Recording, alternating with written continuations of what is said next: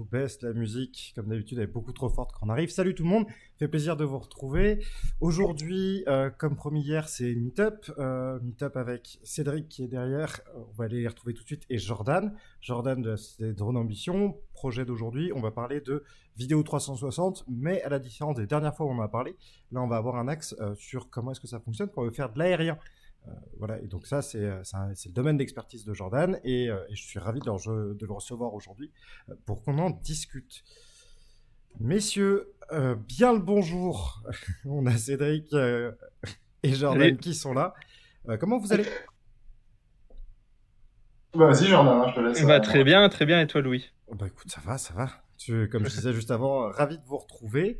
On a du monde dans le chat, donc c'est cool. D'autres personnes vont arriver. Et bien évidemment, pour ceux qui nous suivent sur YouTube, vous pourrez, vous êtes sur le replay, n'hésitez pas à nous rejoindre sur les lives. Donc, on va attaquer directement dans le vif du sujet. C'est ce que je mettais un petit peu en intro. Donc, vidéo 360 aérienne. Je te laisse te présenter et présenter donc les deux structures, puisque dans le titre, on voit Drone Ambition, mais tu as bien deux structures qui n'ont pas du tout les mêmes objectifs l'une et l'autre. C'est ça, exactement. Donc moi je suis Jordan, pour ceux qui ne me connaissent pas. La société est basée dans le Grand Est, à la Bresse, dans les Vosges.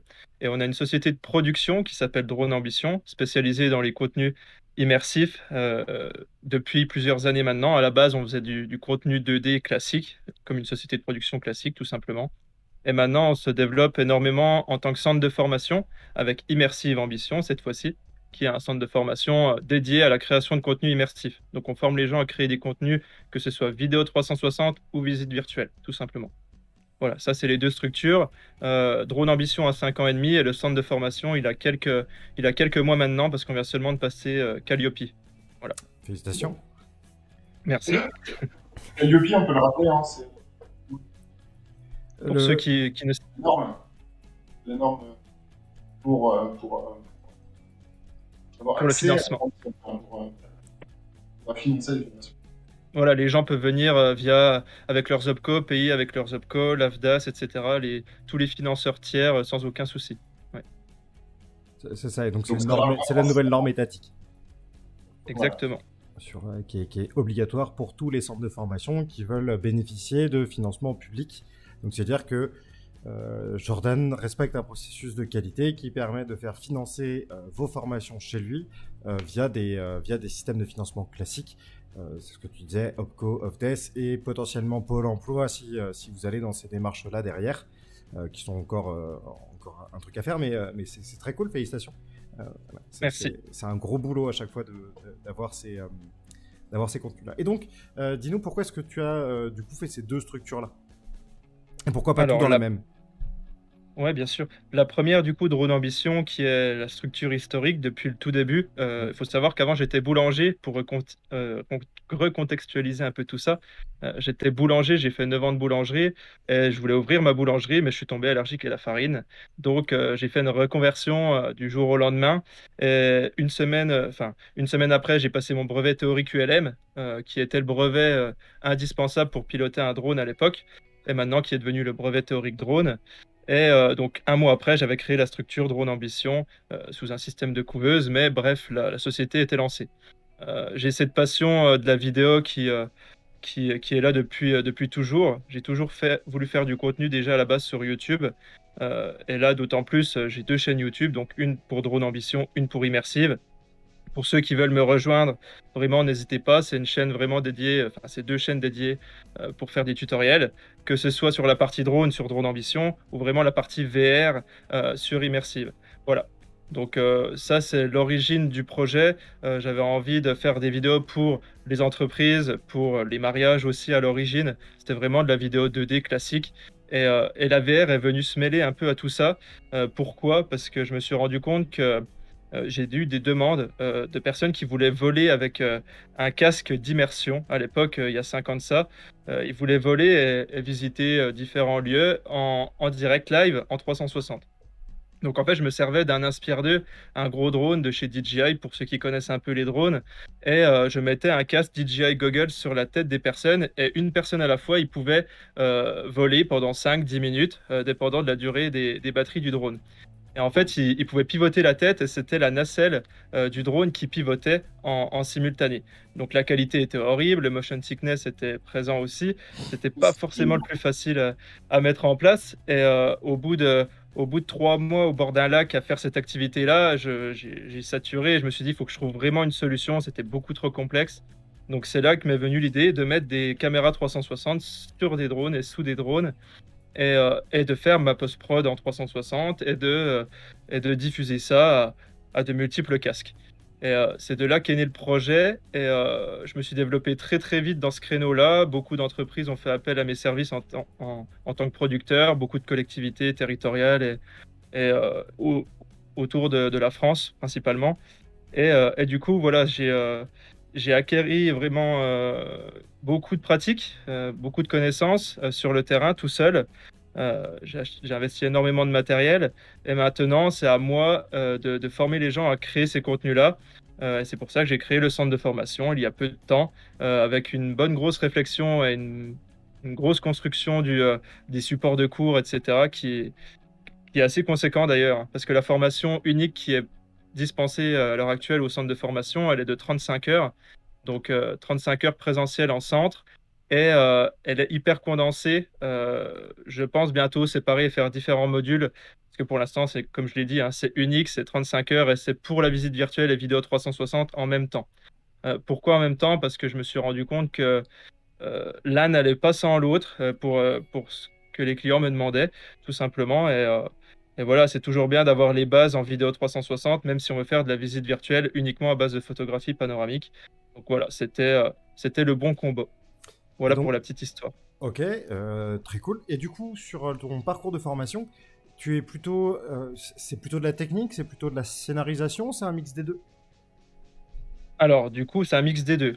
Pour les 5 jours, en fait, le premier jour, c'est de la théorie pure pendant 7 heures de temps. Mm. Et les 4 jours d'après, on est sur de la pratique. Les 2 premiers jours de pratique, on est sur de la pratique de tournage.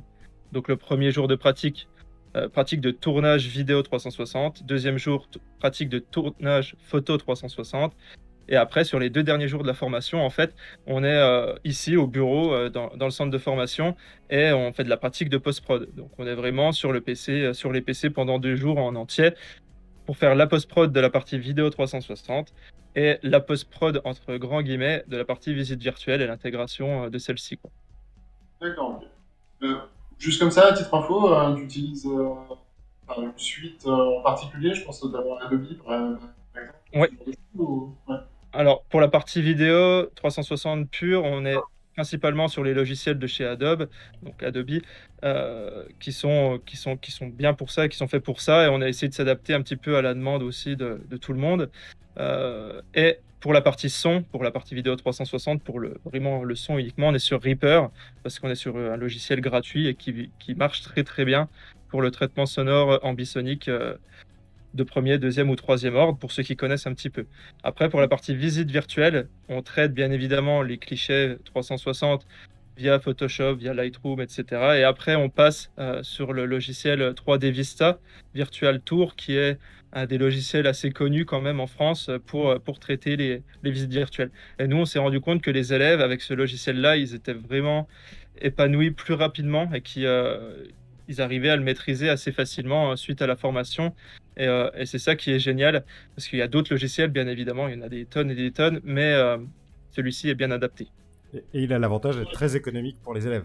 C'est des licences qui sont C'est ça. perpétuelles et il doit coûter dans les 450 euros de mémoire. Tu me diras si je dis une bêtise, mais Ouais, c'est bah là, cool. il est à 400, il est à 400 actuellement, ouais, à vie. Voilà, donc c'est plutôt une bonne affaire. Et effectivement, C'est ça permet plutôt de faire bien. des... Et puis pour se lancer dans tout ce qui est visite virtuelle, puis manipuler les environnements 360, c'est un très très bon point de départ. Voilà. Ça fait pas tout, Bien mais ça sûr, permet ouais. de faire quand même pas mal de choses. Et donc dans tout ça, comment est-ce que tu amènes le côté aérien dans la 360, et, que ce soit sur Drone Ambition ou sur Immersive Ambition? Ouais. Alors du coup, à la base, sur Drone Ambition, forcément, on produit les contenus, donc on a toute la solution matérielle et les connaissances techniques qu'il faut avoir pour le faire en très très haut de gamme. Mais juste pour faire un point avant de poursuivre sur Drone Ambition, sur Immersive Ambition, la partie drone, pour les gens qui viennent se former chez nous en centre et qui n'ont pas le brevet théorique drone, ils vont juste voir une partie théorique de toute cette partie utilisation d'un drone pour la VR. On va voir vraiment la théorie, c'est moi qui vais piloter le drone pour montrer comment ça se passe, etc. Mais ils vont pas piloter le jour de la formation. Par contre, si l'élève il vient avec son brevet théorique drone, rien n'empêche qu'il pilote le jour J les drones et qu'il fasse les captations 360 totalement autonome lui-même, quoi.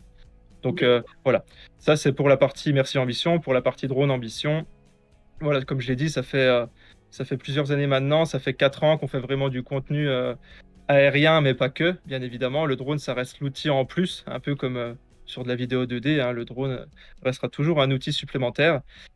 Sauf que c'est vraiment un outil génial, je trouve, pour l'aérien. Il y en a qui vont dire le contraire par rapport aux expériences qu'ils ont vécues, par rapport au motion sickness qu'ils peuvent avoir dans les casques.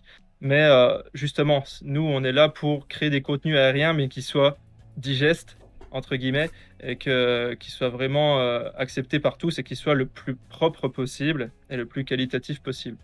Donc, c'est pour ça que les clients viennent vers nous. Mais du coup, j'ai une question. Enfin, tu disais, c'est le moyen qui nous semble le plus adapté pour faire de l'aérien. Est-ce qu'il y en aurait d'autres? Enfin, là, comme ça, j'aurais éventuellement la grue. Ouais, il y en a quelques autres. Bah, justement, je viens d'en recevoir un nouveau aujourd'hui. Le câble cam est vraiment intéressant pour la 360. Le câble cam, donc pour ceux qui connaissent pas, c'est un câble un peu comme ce qu'il peut y avoir au-dessus des terrains de foot pour ceux qui sont déjà allés voir sur les stades. C'est ça, mais en plus petit, entre guillemets. Donc c'est un câble avec un système motorisé, avec un système de poulie en fait dessus. Et on peut fixer par exemple ce genre de caméra assez facilement en retirant le pied de la caméra. On la met en dessous. Et le gros avantage du câble cam, hormis la réglementation aérienne du coup, qui est liée au drone, c'est vraiment qu'on n'a rien à supprimer dans notre scène en 360. Pourquoi? Parce que le système de motorisation du câble cam, il est caché au-dessus de la caméra, il est très proche de la caméra. Et le câble en lui-même, de 1, il est très peu visible de base, donc c'est un câble qui est prévu pour. Et en plus de ça, il est tout pile au bon endroit par rapport aux zones de stitching. Donc, ce qui fait que le câble est totalement invisible. Donc, clairement, quand on a un câble cam et qu'on sait bien s'en servir, on arrive à faire des plans avec un minimum de post-prod à faire, quoi. Et c'est ça qui est hyper intéressant. Oui, parce que je suppose que du coup, quand tu es sur la partie drone, tu as beaucoup de post-prod, parce qu'il faut faire disparaître le drone de l'image. Ouais, c'est ça. Alors, il y a deux écoles, hein. Je connais beaucoup de monde qui se disent bah, on peut le laisser, c'est pas gênant, etc. Moi, je suis vraiment de l'école, quand le client il veut une vidéo 360 aérienne et qu'il sait pas trop à quoi s'attendre, clairement, je lui enlève le drone. C'est même pas une question que je me pose.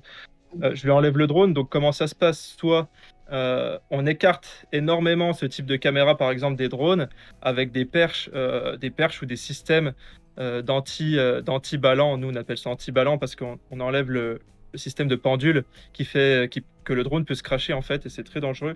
Donc soit on le met très très loin du drone et on arrive avec un système de patch, avec l'intelligence artificielle des logiciels, à remplacer ce petit morceau de ciel où il y a le drone de présent. Soit on met une caméra au-dessus et une caméra en dessous du drone. Et là, tout simplement, on a les deux demi-sphères qui nous convient, et du coup, ça marche plutôt bien, quoi. On peut supprimer assez facilement le drone. Et du coup, t'as pas de grosse galère de stitching entre les deux, du coup, vu qu'elles doivent être quand même sacrément écartées, du coup, tes objectifs l'un de l'autre. Ouais, c'est pour ça que ça, c'est mes recherches depuis 4 ans à trouver la solution parfaite avec un drone pas trop lourd, avec des caméras pas trop lourdes, etc. pour bien rentrer dans les clous au niveau de la réglementation. C'est très délicat.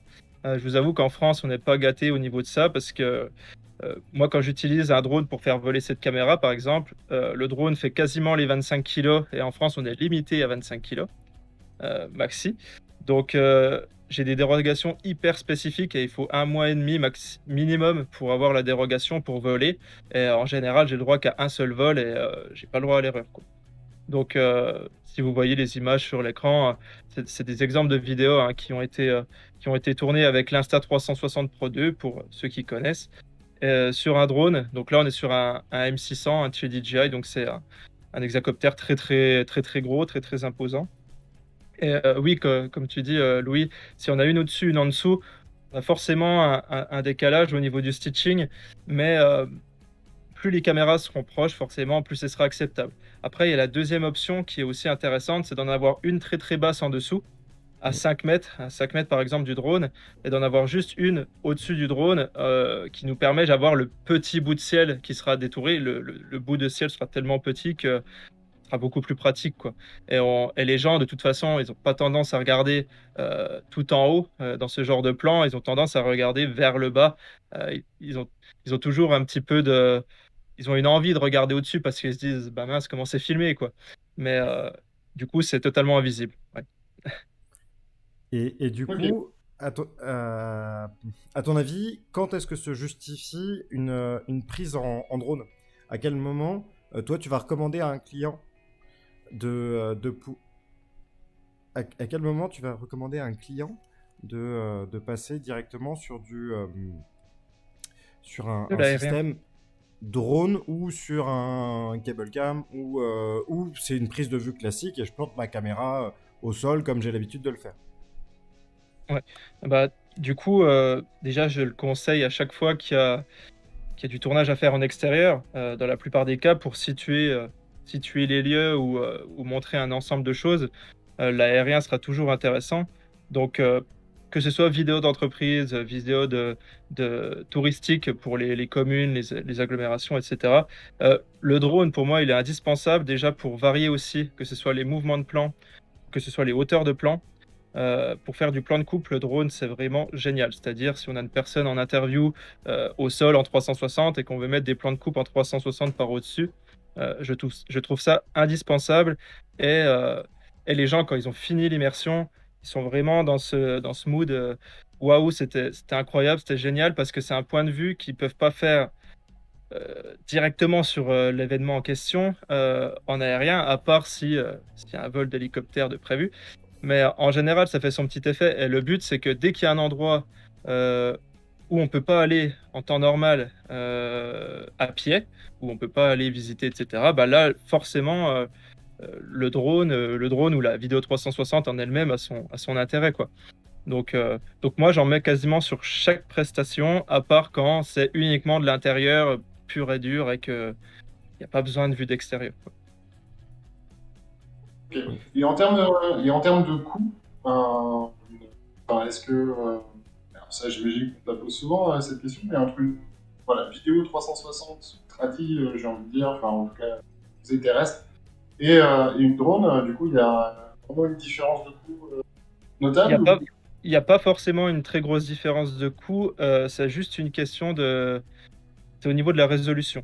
Euh, Hein. plus la résolution demandée en aérien que le client va demander pour une vidéo 360 aérienne va être élevée, plus le prix sera conséquent. Et en fait, si on veut du 5,6 ou 5,7K 360 en aérien à l'heure d'aujourd'hui, c'est pas, c'est pas cher, c'est pas extrêmement cher parce qu'on a des drones, nous, très petits et qui nécessitent pas de prendre du risque déjà pendant le vol et qui nécessitent pas de faire des dérogations 2 mois à l'avance, quoi. Donc, clairement, ça dépend vraiment, vraiment de la résolution et du poids de la caméra, en fait, qu'on va mettre sous un drone, tout simplement. D'accord, ok. Par rapport à la caméra que tu avais là, juste à gauche, là, Ouais. du coup, son poids, c'est. Je t'ai déjà dit, non? Mais Alors, c'est elle c'est est à pour 1,5 kg 550 avec le pied, les antennes qui sont normalement présentes dessus. Mais du coup, nous, on l'allège quand, par exemple, on se met sur le drone. On enlève la base ici qui est quand même hyper lourde parce qu'elle fait 130 grammes au final. On enlève les antennes, on enlève tout ce qui va dessus pour qu'elle soit la plus légère possible. Et du coup, on arrive à 1 kg 350, quoi. Ok, Quand même. ok, ok. Et quand comment ça se passe une scénarisation autour d'un vol en drone? Comment est-ce que tu l'amènes dans ton scénario et comment est-ce que tu lui donnes toute la valeur et ce qui va faire la qualité de ton contenu derrière? Ouais, donc déjà, on réfléchit vraiment au mouvement pour rediriger le regard du sujet. Mm. Donc, il faut savoir qu'en 360, que ce soit au sol ou en aérien, euh, il n'y a pas 1 million de mouvements possibles et imaginables. C'est-à-dire qu'on favorise uniquement, bien sûr, les plans fixes à l'origine, les plans travelling avant-arrière, travelling montant-descendant et le mix des deux. Donc, c'est-à-dire qu'on peut faire un travelling montant en avant en même temps, quoi, par exemple. Et c'est ça qui définit de un, l'orientation du regard de la personne qui va mettre le casque. Mm. Parce que forcément, si on va vers l'avant, ils vont avoir tendance naturellement à regarder vers l'avant. Sauf s'il y a une post-production sonore en ambisonique qui est très très bien faite, avec des animations graphiques qui arrivent derrière et du son qui est vraiment spatialisé dans la scène.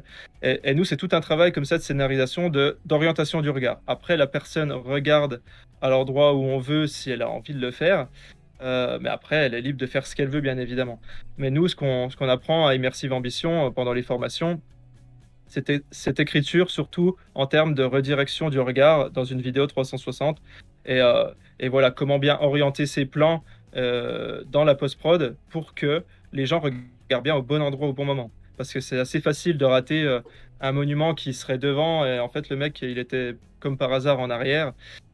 Et du coup c'est un peu dommage quoi. Il rate l'intérêt du plan. Euh, donc voilà, on se fie vraiment à ça. On se focalise sur qu'est-ce que on veut montrer aux gens et on essaye de faire avec le mouvement, la hauteur de plan, le traitement sonore, le traitement graphique. On essaye de rediriger le regard comme ça, quoi. Voilà. Et donc, toute cette partie traitement sonore et traitement graphique, vous le faites aussi en interne, en interne? Ouais, ouais, ouais. Du coup, la partie son, moi, j'ai vraiment un bon recul par rapport à ça. Bon, de base, j'étais DJ aussi en même temps que boulanger. Vous allez dire, il est fou. Mais du coup, j'ai vraiment une base. J'avais une bonne petite base au début par rapport à la Mhm. partie son. Et maintenant, sur la partie ambisonique, je me suis énormément formé avec des contenus, que ce soit sur Internet ou des bouquins sur ce sujet-là. Et du coup, maintenant, je l'apprends à mes élèves lors des formations. C'est assez simple et je l'apprends aussi sur ma chaîne YouTube, sur quelques tutoriels qui sont gratuits. Donc, faut pas hésiter à aller voir. Bah, le lien a été poussé dans le chat et pour ceux qui sont Bah, en super. replay, il est dans la description de la vidéo. Voilà, donc faut Super, pas merci. hésiter. Bon, avec Et plaisir. c'est pas impossible qu'en off, on ait deux, trois questions du coup à te poser par rapport à ça. Ok. Moi j'avais une petite question sur l'avenir de la vidéo. Concrètement, on est en train sur des applications dites élastiques pour trouver notamment des voitures. Vous savez, une des grosses problématiques, c'est comment gérer les files d'attente. Euh, et du coup, ils essayent en fait de créer des programmes dont les voitures seraient le retour haptique et des applications qui s'adaptent à ça. Est-ce que ça peut pas être une réponse du coup à la scénarisation des vidéos justement 360 et les problématiques qui s'y passent? C'est-à-dire que l'action, du coup, on amènerait directement via l'application le, le viewer du coup au bon endroit. Est-ce que ouais. Est-ce que c'est trop éloigné? Est-ce que ces deux domaines un jour se rejoindront ou est-ce que c'est vraiment trop éloigné? La vidéo 360, on veut lui garder absolument son côté facilitant. Non, je pense qu'à l'avenir, il faudra mêler la vidéo 360 avec euh, les autres technologies immersives qui permettent de mêler nos sens, hein, tout simplement. Et ça, moi, j'y travaille déjà beaucoup. On va pouvoir en parler aussi. Par exemple, avec l'odorat, on l'a vu au Salon Laval Virtual, pour ceux qui y étaient, que la partie odorat commence à se développer. On commence à avoir des choses qui sont intéressantes. Mais ça, on peut le mêler assez facilement à la vidéo 360 pure et dure. Et ça ajoute tout de suite vraiment une autre dimension qui est assez exceptionnelle.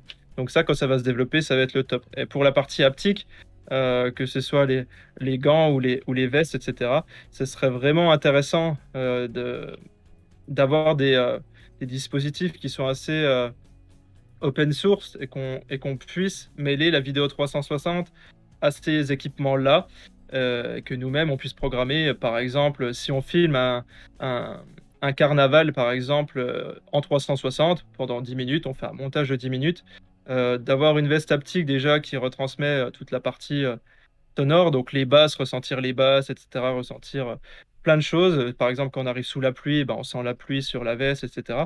Ça, c'est quelque chose, moi, qui m'intéresse. En tout cas, s'il y a des gens dans le chat qui sont prêts à développer des choses sur cette thématique-là, moi, ça m'intéresse vraiment. Moi, sur toutes mes visites, les gens, quand ils mettent le casque et quand ils font une vidéo 360, quand ils regardent une vidéo 360, ils ont tendance à avancer leurs mains, etc., à regarder un petit peu de plus proche, de mettre leurs mains pour essayer de toucher les choses. Et clairement, si on arriverait à faire quelque chose qui permet d'avoir cette sensation de toucher, ce serait parfait, quoi. Voilà, je sais pas quoi te dire de plus, du coup, Cédric, par rapport à ça, parce que j'ai eu quelques petits bugs de son quand je t'écoutais, donc j'ai pas tout entendu. Non, non, mais c'est très très cool, au contraire. Oui, on souhaite que ça soit grandement facilité. Ouais, alors désolé pour le son, je pense que Pas de souci. Mais du coup, moi j'allais regarder le côté Electronica. Mm. Si tu cherches une veste enfin Atix. Ok. Ah oui, j'en ai entendu parler. Il y a le meet-up, c'était le meet-up d'avant toi, si tu veux en avoir un Oui. peu plus. Et ils sont dans l'association, Ok. donc on te les présentera avec grand plaisir. Super, super. Et il y a, je me posais une question parce que tout à l'heure tu nous as dit oui, on a des techniques et on a commencé à en parler pour gérer le regard, mais aussi gérer la cinétose avec le drone. Donc je vais faire des suppositions, mais ça veut dire que tu déplaces le drone lentement, tu le déplaces dans le sens de là où tu veux aller pour pas qu'ils aient l'impression d'être en marche arrière et de se faire embarquer contre leur gré. On fait pas d'accélération, pas de virage brusque, pas de montagne russe, Ouais. voilà. Est-ce que tu as essayé, parce que malgré tout ça, il y a des gens qui restent malades, est-ce que tu as essayé avec tes clients des systèmes complémentaires pour essayer de gérer la motion sickness? Je me souviens, par exemple, il y a une boîte française qui était présente à Laval Virtual il y a quelques années. De mémoire, il s'appelle Boarding Ring. Et ils faisaient un espèce de système pour équilibrer les niveaux dans les casques. Et eux, à la base, ils bossaient sur la cinétose en voiture. Voilà, c'était pour savoir si tu étais déjà allé voir sur ce genre de choses pour compléter. Bah, moi, c'est ce que je recherche aussi. C'est une solution que je recherche. Je sais qu'il y a eu des développements sur des casques audio qui régulaient l'oreille interne et qui évitaient d'avoir ce problème de cinétose, de motion sickness. Et ça, je pense que dans les futurs casques, nativement, ils vont intégrer ça petit à petit, une fois que ce sera pleinement développé et que ce sera fonctionnel. Moi, après, comme tu l'as dit, hein, le mouvement lent, ça restera quelque chose de très important pour la partie drone. Donc, plus on est en hauteur, plus on peut aller vite. Plus on est proche du sol, plus on va lentement. Il y a des règles à respecter. Mais en gros, les drones, maintenant, à l'heure actuelle, il y a un mode qui s'appelle tripod. On l'active et le drone reste très, très stable, déjà le plus stable possible. Et il garde une trajectoire linéaire et très, très lente. Donc, ça, c'est la première chose. Par rapport à la hauteur, on peut aller plus ou moins vite. Et moi, j'ai fait plein de tests, hein. Mes vidéos, en général, elles passent devant 3, 4, 5, 10 000 personnes par été parce que je mets des petits stands un peu partout dans les Vosges, dans le Grand Est. Et, euh, et les gens, ils testent. Et moi, sur les 10 000 personnes, par exemple, j'ai passé en 2019. J'ai peut-être eu une personne qui a retiré le casque un peu brutalement parce elle avait un vertige de base. Elle me l'avait pas dit. Et elle voulait tester ses limites. Donc, elle a retiré le casque, elle est partie, et voilà quoi. Mais sinon, aucun problème jusqu'à là. À Laval Virtual, pareil, on a présenté une vidéo, il y avait beaucoup de drones 360 en très très haut de gamme. Et en fait, il n'y a qu'une personne qui a dit, il n'a pas dit qu'il était malade, mais il a retiré le casque et il a dit pour moi, on met pas de drone dans une vidéo 360. J'ai dit bon, ok. Mais voilà, il y a des gens qui l'acceptent un petit peu moins que d'autres. Mais moi, je suis pour ramener du mouvement, mais en retirant cette cinétose, si possible, quoi. Oui, bah oui, après, c'est tout le paradoxe, enfin le paradoxe, c'est toute la complexité en réalité de la vidéo 360, où on a envie de faire bouger, mais en même temps, ça crée une dissonance cognitive entre ce que je suis en train de faire réellement et ce que je suis en train de faire virtuellement. Voilà, c'est assez compliqué, mais c'est vrai qu'un plan en drone qui est bien fait, tout de suite, ça apporte quelque chose à la vidéo. Et surtout, voilà, moi c'est quelque chose que je ne savais pas, que ça générait assez peu de surcoût sur la vidéo globale. Donc ça, c'est plutôt une très très bonne nouvelle pour tous ceux qui voudraient s'essayer à ce genre de choses. Voilà, moi j'ai vu, je vais prendre un exemple tout bête, hein, mais des présentations de sites industriels où on a juste de la caméra 360 classique sur pied au sol et des choses où on va alterner avec juste un truc tout bête, hein, un petit survol de 20 secondes au-dessus du site pour voir qu'un site industriel, c'est quelque chose qui est vachement grand, Il y a plein de bâtiments, et puis on nous explique que dans tel bâtiment on fait ça, puis la pièce elle va là-bas, puis elle va là-bas, et elle fait ça, et elle ressort ici, et voilà, on voit les flux de pièces, il y a des choses qui sont assez intéressantes. D'ailleurs, on a le chat qui nous pose une question. Est-ce que tes pilotes de drone, tu les formes en VR ou pas encore? Commence à former dans des contenus immersifs, c'est ça? Ouais, les former à piloter le drone en VR pour limiter la casse. Non, pas encore, non. Pas encore. Pas encore, mais après, c'est vrai qu'on a tous les simulateurs à disposition, mais nous, on forme pas les gens à apprendre à piloter un drone. C'est pas ça le but de la formation. Si la personne qui vient, elle a déjà les bagages, oui, elle va piloter le drone, mais le but, c'est de faire la captation. Au final, si le mec pilote mal, je vais rien lui dire. Je vais juste lui expliquer que là, tu vas faire vomir les gens parce que ton drone, il fait comme ça, quoi. Mais, euh, mais dans l'idée, non, moi, j'étais formateur dans un autre centre avant, hein, du coup, qui est un peu partout en France maintenant, en tant que formateur pour les télépilotes de drones sur la partie pratique, mais j'ai arrêté. Je suis plus formateur du tout. D'accord. Et oui, non, mais c'est bien ce qu'on disait tout à l'heure, hein. Toi, tes formations, elles sont vraiment techniques 360, capter ces images, les monter proprement, les produire et donc fournir un Les fichier diffuser. à la sortie qui tient la route. Avec une petite partie sur des techniques de scénarisation pour guider le regard de ton utilisateur, que ce soit dans le Ouais. mouvement des personnages ou le mouvement de ton cable cam ou de ton drone si jamais tu es amené à en utiliser un. Donc voilà, tu es vraiment sur cette partie-là Ouais. qui est assez conséquente. On nous Il y a une demande... partie aussi, Ouais. je te coupe juste 2 secondes, il y a une partie vas-y. aussi budgétisation pour, on fait du cas par cas avec nos élèves, hein. Mm. Mais du coup, il y en a beaucoup qui ont besoin d'une partie budgétisation des investissements qu'ils vont faire suite à la formation, euh, ou des nouveaux investissements s'ils ont déjà un petit peu de matos. Mais dans l'idée, on les guide pas mal au niveau de ça parce qu'il y a tellement de casques, il y a tellement de caméras, il y a tellement de drones, il y a tellement d'équipements qui sortent. Bon, un petit peu moins pendant la période Covid, mais ça va revenir. Et du coup, on les guide sur ce point-là et c'est assez important, je préfère le préciser parce que vous n'êtes pas livré à vous-même. Suite à la formation, pendant 1 an, vous avez accès au chat et au support de cours qui sont remis à jour tous les 6 mois. Donc en fait, vous pouvez les télécharger tous les 6 mois sans souci. Et vous avez le chat en direct avec moi à n'importe quel moment sans souci. Et, Et en tout cas, je garde toujours mes élèves en tant que contact privilégié, voilà. et à qui tu t'adresses en priorité avec cette formation? C'est quoi les prérequis d'entrée? C'est quoi et c'est quel public que tu vas aller viser? Ouais, donc les prérequis, il y en a 3 ou 4 si je dis pas de bêtises, faudra que je retourne voir sur le site. Mais dans l'idée, c'est juste l'utilisation de l'outil numérique, donc clavier, souris.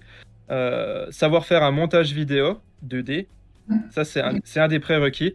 Si la personne n'a pas fait de montage une seule fois dans sa vie, euh, c'est pas forcément une formation qui va être adaptée pour lui, parce que ça va aller malgré tout quand même un peu trop vite, même si on adapte le niveau à chaque fois, à chaque client. Donc les prérequis à ces deux-là, si je dis pas de bêtises, les autres c'est des choses plutôt classiques, hein, il me semble, la maîtrise du français, des choses vraiment standards pour tout type de, tout type de formation. Voilà. Et du coup, ça c'est les prérequis. Et tu m'as posé une deuxième question. C'était quoi, Louis? À quel public tu t'adresses? Ah oui. Quel est le Ouais, profil des apprenants quand ils rentrent? Est-ce que c'est des professionnels, des privés, des formateurs, voilà. À qui ouais. tu t'adresses? Donc c'est très varié, figure-toi. Je m'attendais à avoir beaucoup plus de jeunes que ce que j'ai. Mais Ok. j'ai tout le temps des personnes déjà entre 45 et 60 ans. Vraiment, c'est vraiment la tranche d'âge. Je pense que ça va évoluer. Plus je vais en avoir, plus ça va évoluer. Mais dans l'idée, soit c'est des personnes en reconversion professionnelle, donc qui peuvent bénéficier de financement Pôle emploi avec un AIF, ça s'appelle un AIF, jusqu'à 4 000 euros sans souci des fois, parce que le prix de la formation, pour ceux qui veulent le savoir, du coup, il n'y a rien de secret, c'est écrit sur le site, c'est 4 000 euros hors taxe pour la formation, 100% finançable. Donc voilà, reconversion professionnelle, c'est le premier type de client. Deuxième type de client, des personnes qui sont dans l'audiovisuel et qui veulent avoir une deuxième et troisième corde à leur arc avec la vidéo et la visite virtuelle. Donc voilà, là c'est vraiment euh, de l'amélioration des compétences et voilà, se diversifier en termes de prestations. Mm. Et j'ai aussi des personnes qui sont issues du monde des pigistes, des gens qui travaillent pour la télévision, etc., qui viennent se former. Ça, c'est une bonne partie des gens parce qu'ils bénéficient de l'AFDAS. Donc, ils peuvent 3 000 euros par an faire des formations comme ils le souhaitent, entre guillemets, sur la partie multimédia. Donc, c'est intéressant. Et ensuite, j'ai toute la partie école, université, où je forme les professeurs à créer eux-mêmes les contenus pour éduquer les enfants dans les écoles ou dans les universités, peu importe. Et en fait, ça, c'est quelque chose que je remarque. Les gens viennent se faire former ici pour pouvoir ensuite, grâce au contenu, former d'autres gens à faire telle ou telle chose, quoi. Et c'est ça qui est intéressant. Comme à Laval Virtual, j'ai eu de nombreux nouveaux contacts, comme avec Orange et EDF. Par exemple, ces sociétés-là auraient envie de former des équipes en interne qui sachent créer des contenus immersifs, principalement en visite virtuelle parce qu'ils ont un intérêt fort, un peu plus que la vidéo 360. Et du coup, grâce à ces contenus, ils vont pouvoir créer les contenus eux-mêmes dans l'entreprise et former les gens, par exemple, à, je sais pas, faire une intervention sur un poste assez technique. Et ben, le mec, il mettra le casque pendant 10 minutes et il sera formé grâce à ça, quoi. Voilà, c'est un peu les 5 types de personnes qu'on peut avoir. 5 types de clients type. Voilà.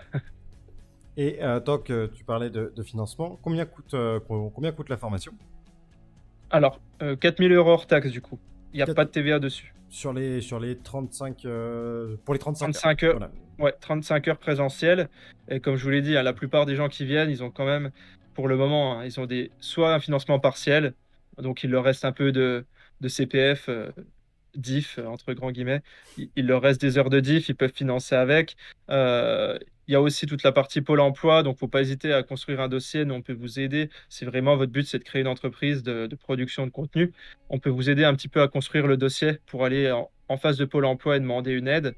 Donc voilà, franchement, pour l'instant, il n'y a personne qui a financé à 100% avec, en cash, comme on dit, donc Non, directement avec les fonds de l'entreprise. de toute façon, c'est bien toute l'idée d'avoir l'accréditation Calliope. C'est justement d'aller Bien sûr. chercher tous ces fonds parce que c'est rarement, en fait, que ce soit à titre personnel ou dans les titres des entreprises, euh, de l'argent pour se former. Il y en a plein qui coûtent entre guillemets rien à personne. Il y a plein de fonds qui sont là pour vous financer vos formations.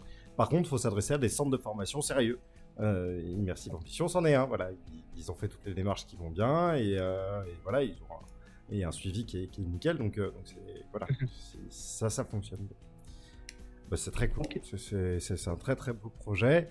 Faudra d'ailleurs on reparle de formation un peu plus tard, mais il y a des choses, il y a beaucoup de choses à faire, notamment parce que ce que tu disais sur les profs est très intéressant.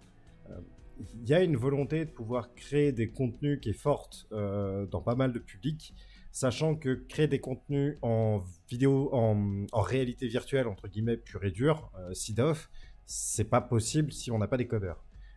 Alors que la vidéo C'est ça. 360 peut être un média sous réserve de faire l'effort de se former à tout le circuit de production, toute la compréhension de ce qu'est ce média et de ce qu'il implique dans sa scénarisation, etc.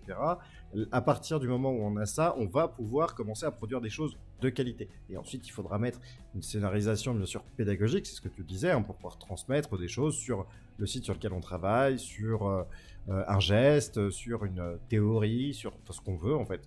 Mais voilà, il y a tout ce process-là à se former pour être capable de produire correctement. Mais ça, du coup, ça permet de faire et de faire à moindre frais aussi. Voilà, une fois que on maîtrise toutes les compétences, qu'on s'appuie sur des organismes de formation qui sont sérieux et avec lesquels on va pouvoir continuer d'échanger dans le temps pour continuer de monter en compétences et qu'on a investi le matériel, c'est du temps homme qui permet d'avancer derrière. Donc ça, c'est très très cool. Alors pour les contacts, bah tiens, je te laisse donner les contacts, Jordan, on a Voltaire dans le chat qui est assez intéressé. De toute façon, je sais que tu as un de tes collègues qui envoie, donc n'hésitez pas à mettre les contacts. Les adresses mail vont pas passer, faut me l'envoyer et je vais la diffuser. D'accord, ouais. De toute façon, Jordan, on te trouve sur LinkedIn à Jordan Perrin. Oui. Le lien de votre chaîne YouTube a été diffusé, donc je suppose que depuis votre chaîne YouTube aussi, on peut retrouver tous les contacts qui vont bien. Et sinon, les noms des sociétés, Drone Ambition, Immersive Ambition, c'est un seul site web. Vous pouvez pas vous tromper. Ou les deux sont liés de toute façon? Ces deux sites web, ils sont liés, il y a juste un bouton pour aller de l'un à l'autre, mais c'est deux sites web différents parce que au niveau de Calliope, Oui, pareil, c'était une des contraintes majeures. C'était plus simple pour nous de recréer un site web à part entière qui respecte les normes. Voilà, c'est pour ça qu'on en a deux. bah, très bien, très très bien. Mais c'est plus logique. Oui, oui, non, mais j'ai fait pareil, donc je vois bien le concept. Oui, non, c'est ce que je te disais à ton collègue. Il peut pas envoyer les liens directs. C'est Twitch Oui, qui est méchant avec ça. bien Mais sûr. qui nous les envoie et avec Cédric, on va les diffuser de toute façon. Tous les contacts, pour ceux qui sont sur YouTube, sont en replay. Et voilà, ceux qui sont en live, si vous voulez tous les contacts, attendez que j'ai posé le replay. Ça sera fait avant la fin de semaine. Et vous aurez tous les contacts dessus. Sinon, c'est ce qu'on a dit, LinkedIn, YouTube, ta page membre de France Immersive Learning permet aussi de te contacter avec tout ce qui va bien. Donc voilà. Sinon par Discord aussi. Hein, Ou par Discord. Et on te mettra en relation. Ouais, il n'y a pas de souci. Donc voilà. Ben, on va arriver au bout. Est-ce que le chat a d'autres questions? Parce que je vois quelqu'un qui troll, donc je ne relèverai pas le partenariat avec le futur Metaverse Collège, mais, mais concrètement, là, on se moque. Est-ce que tu veux ajouter quelque chose, Cédric ou Jordan? On avance en tout cas sur les démarches avec Metaverse Collège. Très bien, très bien. On va aller voir un peu. Non, moi je pense qu'on a fait un beau tour Ouais, du centre de formation parce que c'est vraiment ce que je voulais mettre en avant, surtout en entrant dans France Immersive Learning. Hein. C'était principalement le centre de formation. Après, si la partie production de contenu peut intéresser des membres, bien évidemment, c'est avec grand plaisir. Je pense que la plupart des membres sauraient créer du contenu vidéo 360. Par contre, si vraiment vous avez des besoins spécifiques en aérien en très haut de gamme, avec des demandes de résolution un peu hautes et un peu très difficiles à mettre en place en France, eh ben, n'hésitez pas à faire appel à notre société. On essaiera de répondre à vos besoins. Donc pour résumer un peu tout ce qu'on s'est dit, un centre de formation pour être capable d'être autonome sur la production de vidéos 360 sur un parcours de 35 heures, et une boîte de l'autre côté pour pouvoir faire de la production très haut de gamme sur des besoins spécifiques, notamment l'aérien, avec différentes technos. Ouais. C'est exactement ça. Eh ben super, tu vois. J'écoute ce qu'on me raconte, hein, normalement, voilà, pas tout le temps, mais sur les vidéos, normalement, j'essaie de faire un effort. On a une question du chat qui nous demande si la formation va évoluer ou si tu prévois d'en créer d'autres. Ça, c'est moi qui rajoute. Ça va grandement évoluer, je pense. Le but, c'est quand même de rester dans un... Je l'ai oublié de le préciser, hein, mais à chaque fois, 2 personnes par formation quand on forme ici à l'intérieur, au centre de formation directement. C'est voulu, hein, c'est vraiment voulu, parce que la pratique, elle est déjà très complexe de base si, en étant seul. Alors si on est 10 à vouloir faire la pratique en simultané, ça va être ingérable pour nous en tant que formateurs. Et pour les élèves, ça va pas être très agréable. Donc on fait en très petits groupes. Bien sûr, ça nous arrive de faire un peu plus, dépendant des besoins des clients. Quand on forme en intra-entreprise, vraiment, il n'y a aucun souci. On peut des fois former 3, 4, 5 personnes à la fois. C'est juste des demandes qu'il faut que nous, on va adapter. On doit louer du matériel pour que tout le monde puisse pratiquer, etc. On doit avoir beaucoup de stations de montage, etc. pour travailler en simultané. Donc, voilà. Et petit cas d'école, notamment pour Drone Ambition, du coup, je suis maire de mon village. Enfin, non, c'est un cas d'école, hein, c'est pas vrai. Je suis maire du village et j'ai envie, comme ça, un peu promotionnel du coup de mon village, en termes d'autorisation de drone et ce genre de choses, c'est complexe ou pas? Pour les villages, les petits villages, c'est pas complexe. Hein. Clairement, n'importe qui peut le faire. Maintenant, il y a des plateformes en ligne. Je peux vous en conseiller une, si je peux me permettre. C'est Clearance, donc Clearance, si je dis pas de bêtises. Et en fait, Clearance, c'est une boîte française et qui permet de faire les démarches de drone, entre guillemets, en quelques clics. Donc, moi, je prône cette société depuis le début parce que si on veut voler en plein centre de Paris à côté de la Tour Eiffel, bah, on a un clic, j'arrive à voler à côté de la Tour Eiffel à Paris, quoi.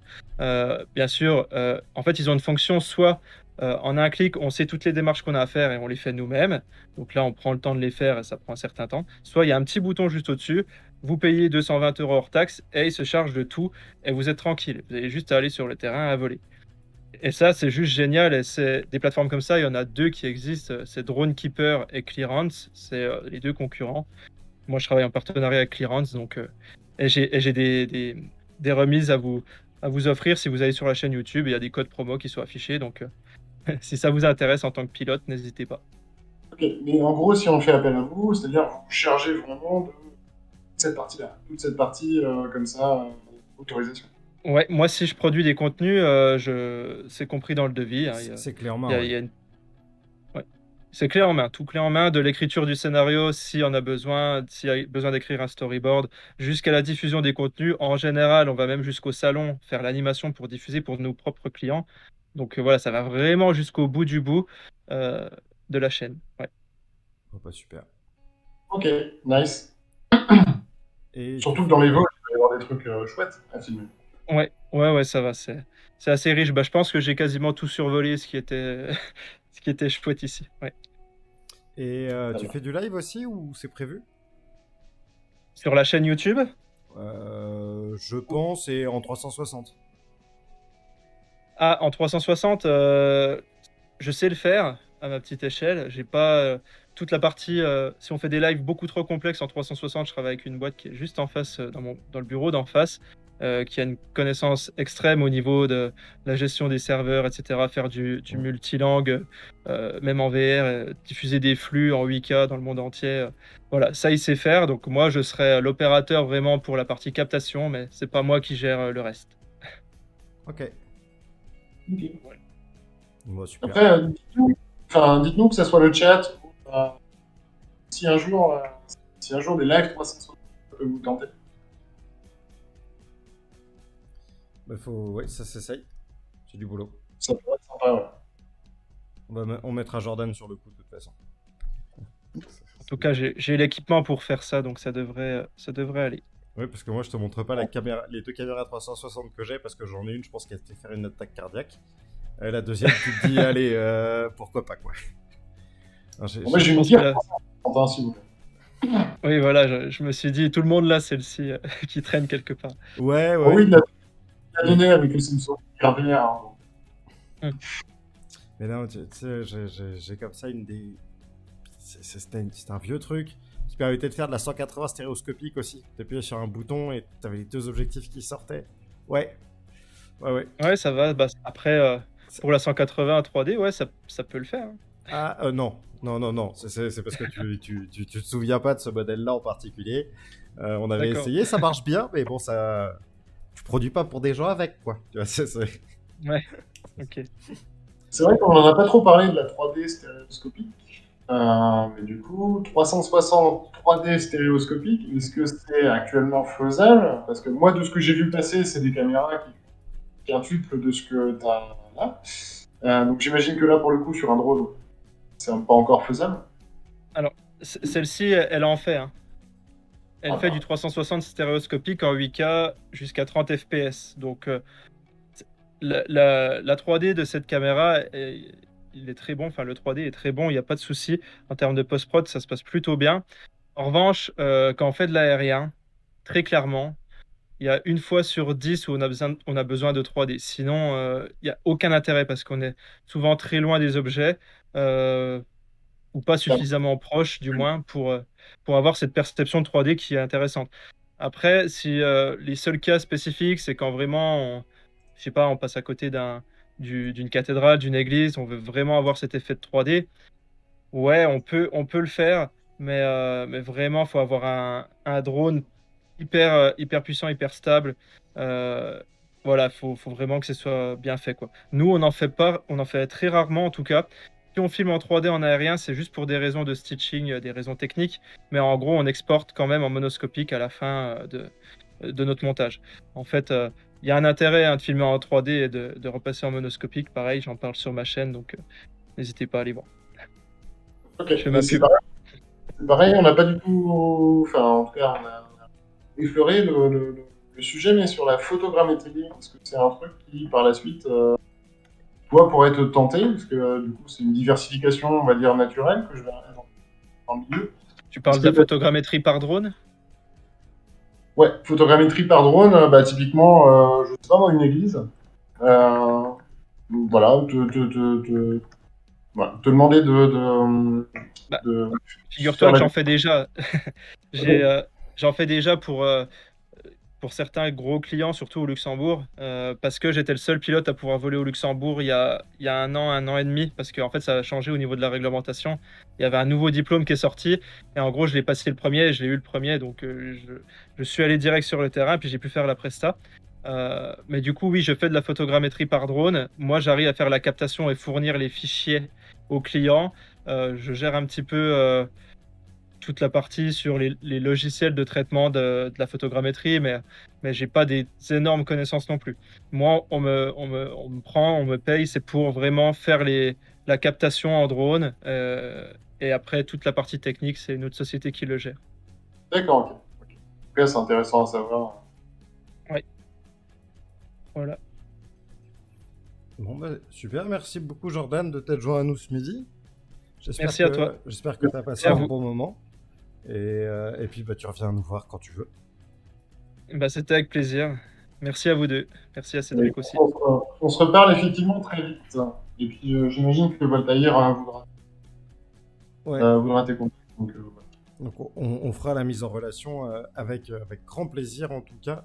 Merci le chat d'avoir été avec nous encore aujourd'hui, fidèle au poste.